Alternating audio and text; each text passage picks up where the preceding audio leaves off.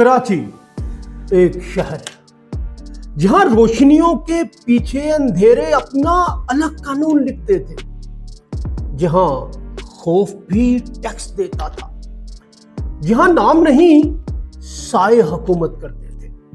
और अब भारत ने पाकिस्तान के सबसे खौफनाक बाप पर हाथ रख दिया है।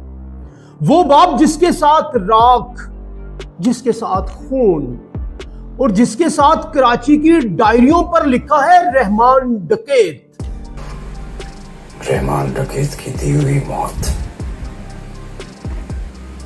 बड़ी कसाईनुमा होती है। और चौधरी असलम। जी हां, दिसंबर में भारत रिलीज कर रहा है एक मुतनाज़े फिल्म, और यह फिल्म पाकिस्तानी खून, पाकिस्तानी सड़कों, पाकिस्तानी गोलियों और पाकिस्तानी अंडरवर्ल्ड पर मबनी है। और सबसे बड़ा धमाका ये कि चौधरी असलम के किरदार में संजय दत्त। ना सामला रंग, ना कराची की टोन, ना लहजा, ना किरदार से मुशाबहत, बस भारत का अपना मौला जट वर्जन। कैमरा हंसता नहीं, कांपता है। रहमान डकैत वो नाम जिसे कराची के माहीगीर भी सरगोशी में लेते थे।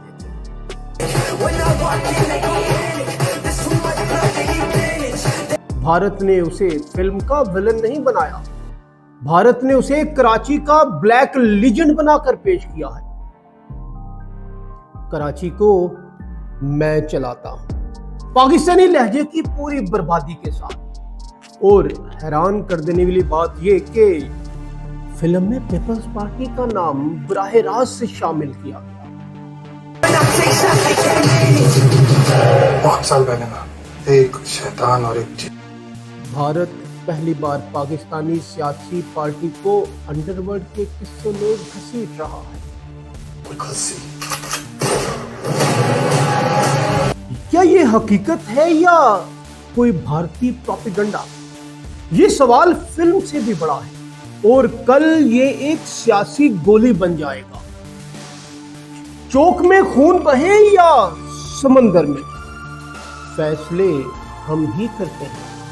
ये लाइन सहीहन भारतीय स्टाइल में लिखी गई है। कराची के किरदार ऐसे मुकालमे नहीं बोलते, वरना ऐसे डायलॉग्स मारते हैं। वो खामोश गोलियां चलाते हैं डायलॉग्स में। क्राइम का मस्जिद भी होता है और मंदिर भी। ये खतरनाक प्रोपेगेंडा भरा जुमला है। भारत ने मजहब को भी मिक्स किया ताकि फिल्म बिके, फिल्म चले और हिट रहे। कराची की असल हिस्ट्री में ऐसा फलसफा नहीं। सच सिर्फ ये था कि बोली की अपनी जुबान है। संजय दत्त का dialogue, I am the law of Karachi, ये डायलॉग सिर्फ एक चीज साबित करता है कि भारत को कराची की जुबान, उसकी नब्ज, उसकी सकाफत कुछ नहीं पता।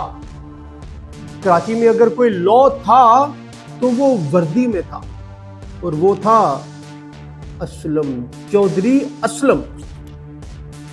फिल्म के ट्रेलर में कराची को माफिया, सेट मैक्सिको वाला पार्टिकल वाइब और बॉम्बे वाला शर्म गाड़ दिया गया। क्लिफ्टन, लियारी, पीपल्स पार्टी के रेफरेंसेस, रहमान डकैत, चौधरी असलम, पुलिस मुकाबले, संजय दत्त के क्लोज शॉट्स। भारत ने ये फिल्म कराची के दिल पर नहीं, कराची की कहानी पर नहीं, कराची के निजाम पर बनाई है। लेकिन सबसे बड़ा सवाल ये नहीं कि फिल्म कितनी सही है,